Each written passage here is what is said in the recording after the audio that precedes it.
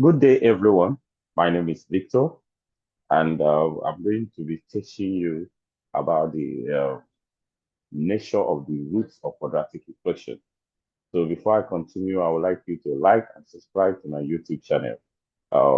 If I've started this topic, quadratic equation, I've been taking it gradually. The first video I made was using formula method. The second one was on factorization and so on. And if you want to actually learn those one, 10 minutes, 5 minutes, within 5 minutes, I would like you to click on those my videos and watch them.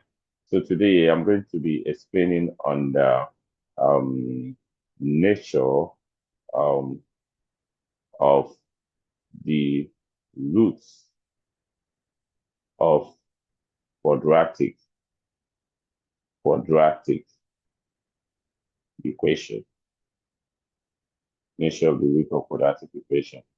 Now, I'm going to quickly explain to you what nature of the roots, what roots. Remember, quadratic equation is equation that is in form of ax squared plus bx plus c equals to 0. And when you are done solving it, the s-intercept are also, the two s-intercepts are also known as the roots of quadratic equation. In other words, the two answers you get when you solve quadratic equation are known as the roots of quadratic equation.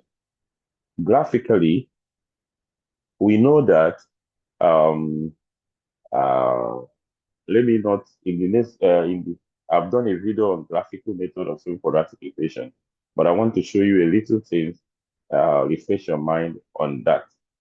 You know that a quadratic equation graph can either go like this or like this. It goes like this when A is negative. So if this A is negative, it goes like this. But it comes down when A is positive. Now, at these two places, it's called the y-intercept. That means where the curve crosses the x line. And those are where the roots of quadratic equation are. Now, it has been observed, or should I say observed, that it has been proven that all quadratic equations in the world are grouped into the roots. All the roots of quadratic equation are grouped into three.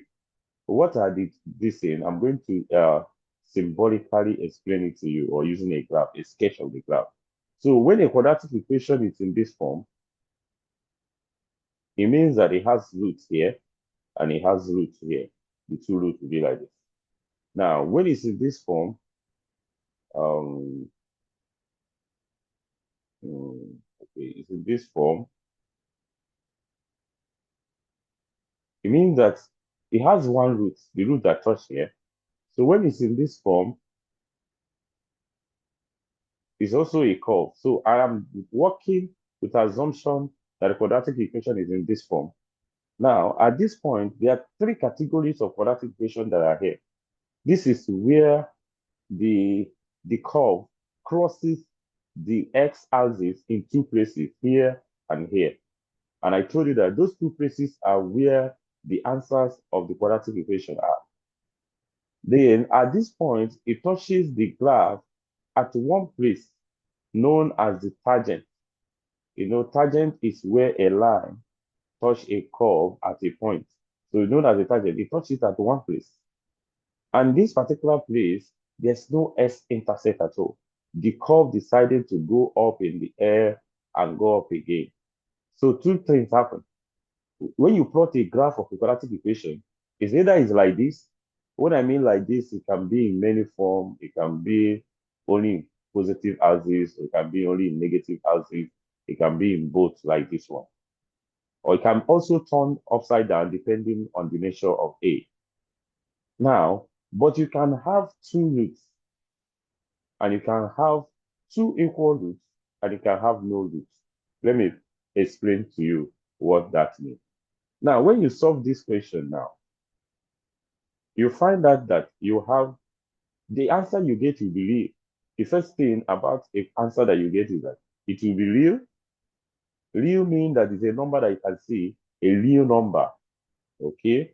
It can be, and it will also be two it will also be 2, and it also be different numbers.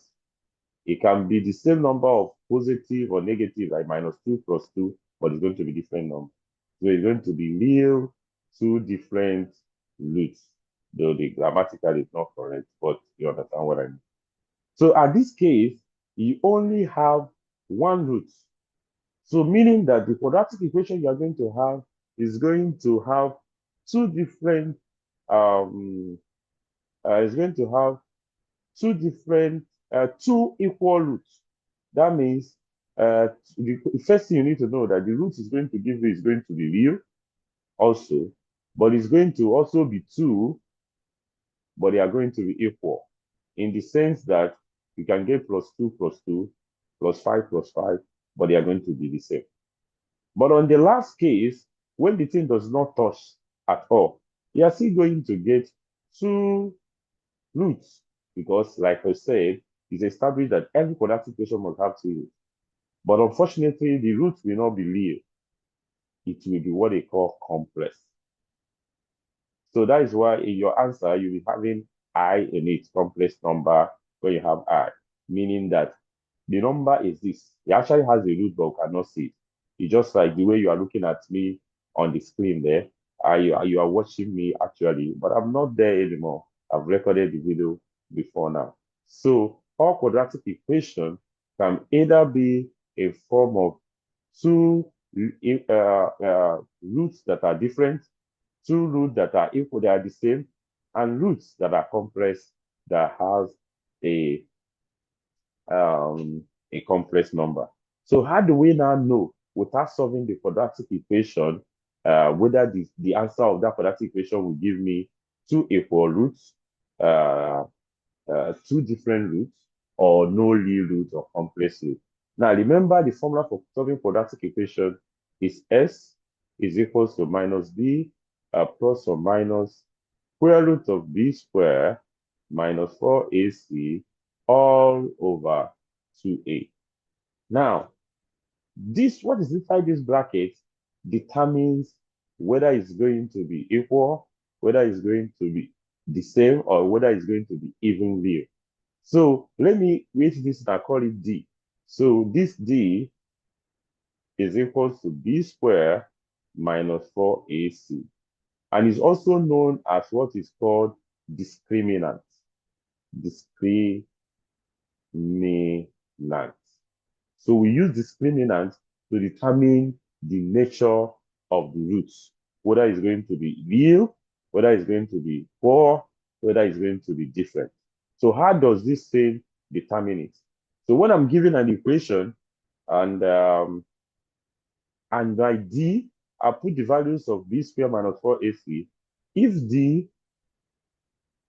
is equals to 0, it means that I'm going to get two equal real roots.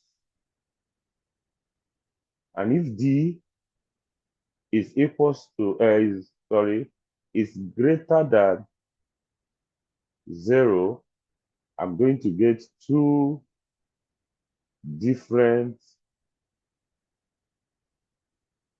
real roots.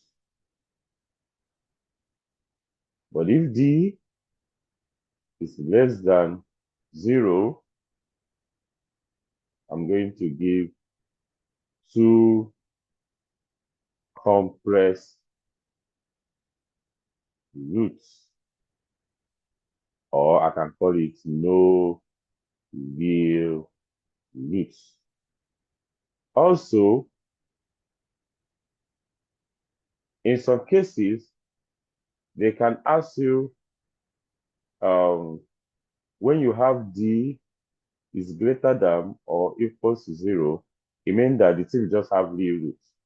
We don't know. We know that one thing we are certain is that it has real roots, but we don't know whether it's this or this. It's combination of these two. Okay. So that being said, I've been able to explain to you how you can determine whether an equation can be two equal roots, two the same roots, and two separate roots. I would like you to watch the next video where I'm going to be solving some questions to explain this more using hard maths question, A-level question to understand, to determine how to find the discriminant, to prove without even solving question whether the thing is real root, two equal root. A little bit summary again.